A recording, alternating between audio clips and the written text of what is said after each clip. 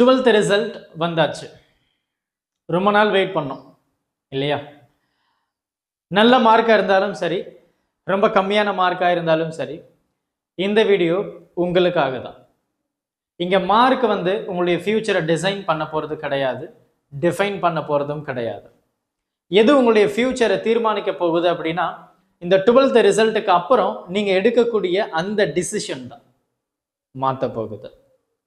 அதிகமான மார்க்கு நீங்கள் எதிர்பார்த்த மாதிரி வந்திருந்ததுன்னா கங்க்ராச்சுலேஷன், அதை ஒரு ஃபியூவலாக உங்களுடைய ட்ரீமுக்கு எடுத்துகிட்டு போங்க.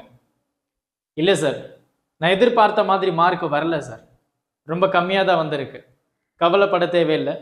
இங்கே வாழ்க்கையில் நம்ம அண்ணாந்து பார்க்கக்கூடிய பெரிய பெரிய ஆட்கள் எல்லாருமே ஸ்கூல் லெவலில் டாப்பர்ஸ்லாம் இல்லை. அதனால் நீங்கள் கவலைப்பட தேவையில்லை. உங்களை அடுத்த ஸ்டேஜுக்கு கொண்டு போகிறது இந்த 12th அப்புறம் நீங்கள் எடுக்கக்கூடிய அந்த டிசிஷன் தான்.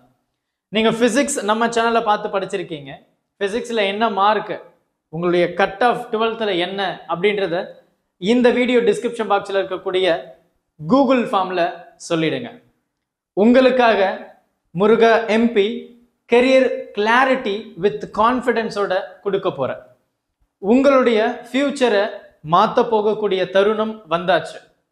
நீங்கள் உங்களுடைய ஃபியூச்சரை சேஞ்ச் பண்ணணும் அப்படின்னு விருப்பப்படுறீங்கன்னா நீங்கள் 12th அப்புறம் எடுக்கக்கூடிய டிசிஷன் ரொம்பவே முக்கியமானது.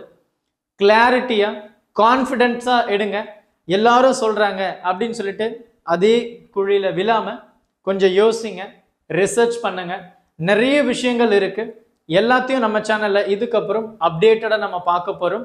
ஸோ மறக்காமல் உங்களுடைய மார்க், உங்களுடைய கட் ஆஃப் என்ன அப்படின்றத இந்த டிஸ்கிரிப்ஷன் பாக்ஸில் இருக்கக்கூடிய கூகுள் ஃபார்மில் மறக்காமல் சொல்லிடுங்க. உங்களுக்காக ஒரு குட்டி ப்ரோக்ராமும் கண்டக்ட் பண்ண போகிறோம். Thank you. Help this with a smile.